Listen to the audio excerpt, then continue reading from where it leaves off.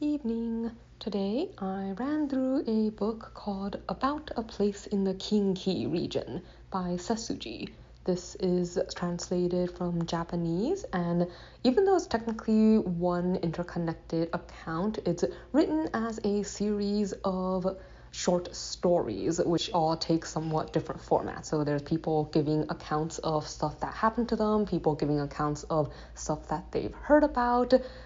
I think at least one that's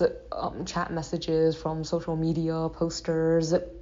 and etc. So all of them are about various unusual, possibly supernatural occurrences that take place in a particular unnamed region in Japan. So it kind of has some similarities to books like Strange Houses, which I read earlier, where it's written like the author is giving a true account of things that happened to them. So like the premise is that they had a friend who got a job as an editor for a paranormal magazine, and he began to research like certain cases from their backlog since he doesn't have like a really big budget. So he's trying to build off information that they had before, and he finds a lot of overlap, I guess, in some of the accounts which had not been previously published, and begins to investigate. So many of these stories have reoccurring themes, like people smiling in a very particular way, or like someone jumping, I guess, in a particular fashion, or like a certain image that has been appearing on stickers in various places across Japan, only no one really knows where they came from. And I think like as you go through the various stories, you can kind of put together some of the possible origins for these supernatural occurrences.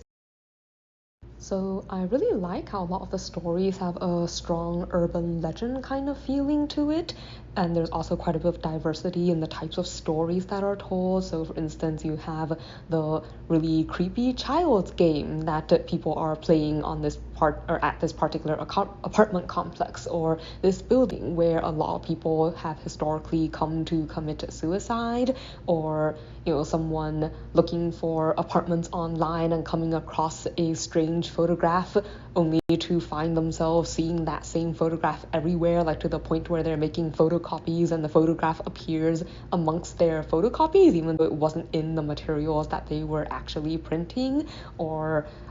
someone investigating a house that supposedly had really bad things happen in the past and is now abandoned, or someone going to look at a tunnel like where people say weird things have happened. Very typical urban legend kind of stuff, only all of it has these reoccurring themes strung throughout the stories that eventually come together to give you a fairly decent idea, actually, of what may have happened and how all these rumors and stories and stuff may have began. So there isn't really anything I did not like. I think it was like just subtle enough in the type of creepy that it was something I really enjoyed. I think if I had to pick one thing, like the fact that it always switched out character names for things like A, B, C and stuff, I think was a tiny bit confusing, like because there are certain characters that just appeared a lot, characters as in like letters, not characters as in actual characters, across stories. And I think sometimes I would wonder if certain ones were repeats of other characters, but I couldn't really be sure because of the way it kept people anonymous, and I think that could make some things a tiny bit confusing. But again, I'm not really sure what they could have done differently, since that was partly to create that the realisticness, I guess, of these documents being actual documents that the author has gone through and wiped certain identifying information out of, so that it doesn't get people in trouble.